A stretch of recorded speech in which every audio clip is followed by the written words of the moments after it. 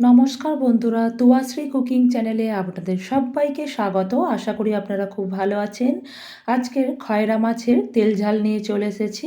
বন্ধুরা, আমার রান্না যদি ভালো লেগে থাকে অনুরোধ রইল আমাকে সাবস্ক্রাইব করার, পাশে থাকা বেল আইকনটি ক্লিক করার। এখানে আমি খয়রা মাছ নিয়েছি। একটি কড়াইয়ের মধ্যে 2 টেবিল চামচ সরিষার তেল দিয়ে দিলাম। তেল গরম হয়ে যেতে মাছগুলো আস্তে আস্তে ছেড়ে দিলাম। খুব একটা বেশি মাছগুলো ভাজবো না, হালকা করে মাছগুলো ভেজে নেব। ওই তেলের মধ্যে আরও বাকি মাছগুলো দিয়ে দিলাম। সব কটা মাছ আমার ভাজা হয়ে গেছে। ওই তেলের মধ্যে 1/2 চা চামচ কালো জিরে দিলাম, একটা কুচনো টমেটো দিলাম, দিয়ে ভালো করে ভেজে নেব। নিয়ে 4টে চেরা কাঁচা লঙ্কা দিয়ে দিলাম।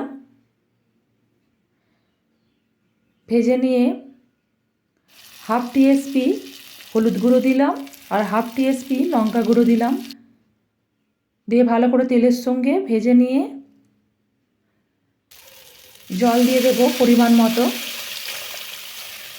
খুবই সহজ একটি রান্না, খেতে দারুণ হয়। স্বাদ মতো লবণ দেবেন।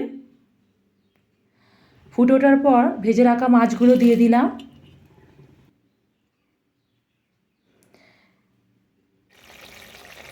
মাছগুলো আমার জল কমে এসেছে মাছের। উপর থেকে ধনিয়া পাতা দিয়ে দিলাম।